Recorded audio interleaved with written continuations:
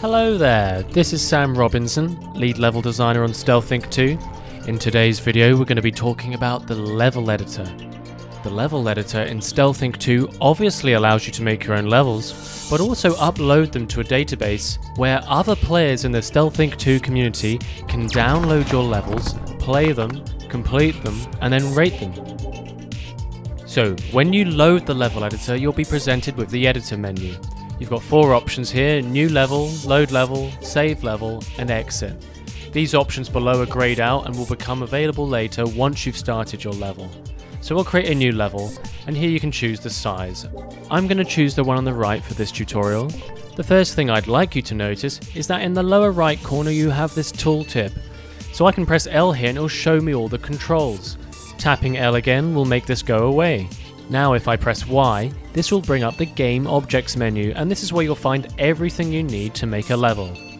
As you can see, the tooltip has changed again, and I can press ZL or ZR to cycle through these categories. The first 2 tabs cover Game Objects. These are all objects that the player will interact with and that will be visible on screen. So here we'll find things like collision, moving platforms, containment fields, doors, sensors, switches. So I can move around these objects with the thumbstick. Pressing A will select the object that I have highlighted, and now I can use the left thumbstick to move it around my scene, and then I press the A button to place it.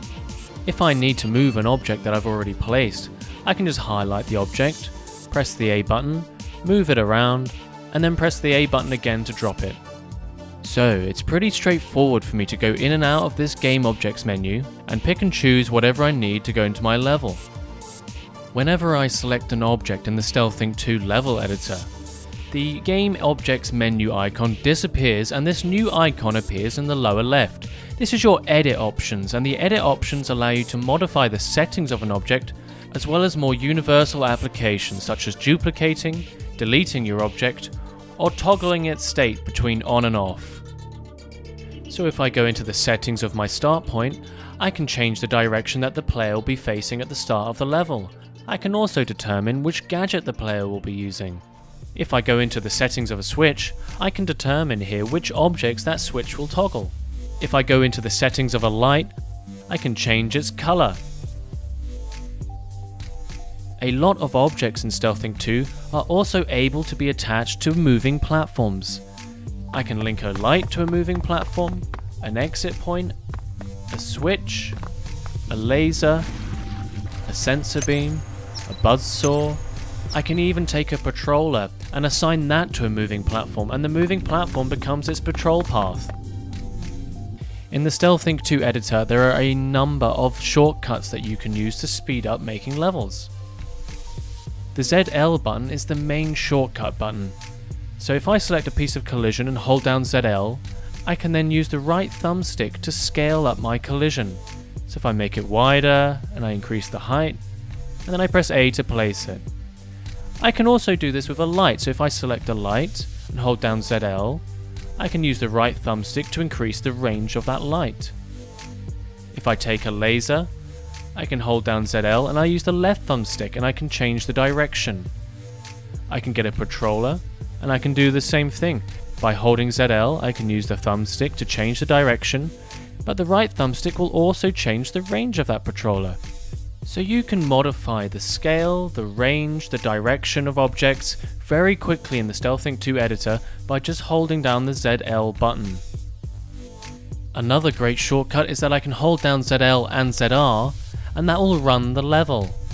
Whilst I'm playing, I can hold down ZL and ZR again, and it'll take me back to the editor. This is obviously very handy for quickly making and testing your levels. You can also use ZL to quickly link switches to targets. If I hold down ZL and press up on the D-pad, that's my first link, and I can link that to a door. If I hold down ZL and press right on the D-pad, that's my second link, and I can link that to something else like a light or a robot. The same applies for down and left on the D-pad. Those would be my third and fourth links. If you'd like to view the rest of the shortcuts, just press L at any time and that brings up the controls, and then hold down ZL and it will show you all the shortcuts that relate to this shortcut button. So this was a very brief overview of the main aspects of the level editor, but I think I've explained the basics well enough for you to go into the editor and explore the rest for yourself. Once you've made a level that you consider decent, you can save and name your level and then upload it to community maps. And then other players in the StealthThink 2 community can download your levels, play them and rate them. So we're very much looking forward to seeing this community grow, and we're looking forward to seeing levels that do things that we hadn't even considered before. So StealthThink 2, A Game of Clones, is available on the eShop right now. Thank you so much for watching these videos. Thank you for your support. I hope these videos have helped explain what we're about and what the game's about. And thank you if you've bought the game already. It means a lot to us, and we really hope you're enjoying it. All of you take care, and all the best. Goodbye.